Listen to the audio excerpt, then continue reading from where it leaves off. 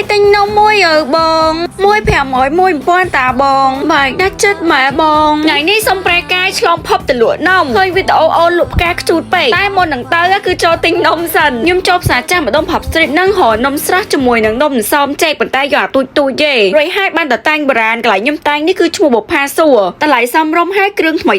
នេះរីសាពាក់នៅលើខ្លួនខ្ញុំពាក់របៀបចងពំហើយមានស្បៃពីក្រៅផ្លេចប្រាប់សូម្បីតែជាលនេះក៏ខ្ញុំទិញដែរមួយ10000ពេលដាក់ចឹងទៅទំនងហ្មងកើតទៅជាអ៊ីរ៉ាត់លក់នំហីជួយទិញមួយ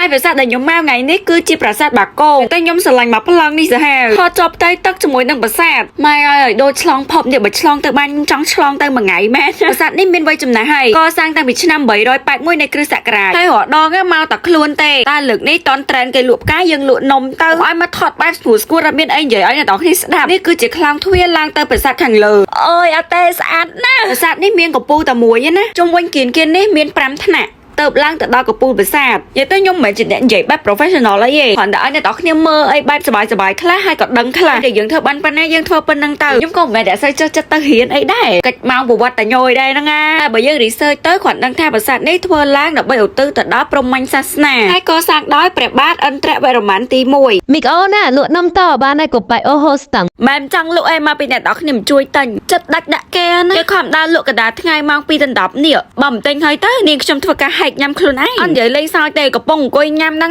គឺម៉ោង2ដល់10មែនតែបើថាដើរលក់នំកណ្ដាលម៉ោងស្មើនឹងមែនដឹងតែបែកញើសឃ្លៀអីគាត់ថាប្លែកអីខ្ញុំដើរផងថតផងតែឃ្លៀខ្ញុំអត់ភ្លៀងទេព្រោះអីខ្ញុំបានប្រើលេឃ្លៀបោះ brand មីក៏ចាក់ស្ដែងបានបើឃ្លៀខ្ញុំបែកញើសសើមអាវចងពុំអីបែកញើសអត់ភាយខ្លាំងសំខាន់ណាឃ្លៀសហោះចង់ចោលមកទៀតមានទំនុកចិត្តក្នុងការលើកដៃដោយហុកកូនកំមុំហ្នឹងអញ្ចឹងទៅហើយខ្ញុំដូរលេឃ្លៀមកប្រើ brand មីវិញដោយសារតែជឿជាក់ទៅលើ brand ហ្នឹងមកហើយមុននឹងប្រាប់ថាល្អណាស់គឺឆ្លងកាត់ពីការប្រើពីមួយថ្ងៃទៅមួយថ្ងៃរបស់ខ្ញុំហ្នឹងឯងពេលដែលខ្ញុំប្រើលេឃ្លៀនេះគឺឃ្លៀខ្ញុំអត់មានបញ្ហាអីធ្ងន់ទេខ្ញុំចង់បានឃ្លៀសណាឥឡូវសដូចចិត្តសចង់ស្មើមុខពេលផាត់ម្សៅលេឃ្លៀនេះលាបពីពេលព្រឹកនិងពេលយប់ដូចមុនតែតែងបុរាណនេះក៏ខ្ញុំបានលាបដែរខ្លាញ់ដល់ពេលកែងបានស្អាតម្ដងអត់ចង់ដោះគ្រឿងចេញវិញសោះព្រោះមនុស្សស្រីមិនស្អាតតែមុខស្អាតតែរូបរាងតែក្លិនអត់ក្អូបទេណាពិសេសពេលបាច់ញើសហើយធំក្លិនហ្នឹងហ្មងតែលេឃ្លៀគឺក្លិនក្អូបប្រហើបែបស្រាលទោះពេលបាច់ញើសក៏អត់បែកក្លិនហ្នឹងទៅណាដែរអ្នកគ្នាអាចប្រឌិតមើលលេឃ្លៀយើងរាល់ថ្ងៃបានតែពេលបាច់ញើសមានប្រែប្រួលក្លិនខ្លួនអត់បើសម្រាប់លេមីមួយណាគឺអត់ទេកាន់តែបាច់ញើសកាន់តែភាយក្លិនក្អូបនេះឲ្យតែខ្ញុំប្រើឲ្យបានផើគឺឃ្លៀស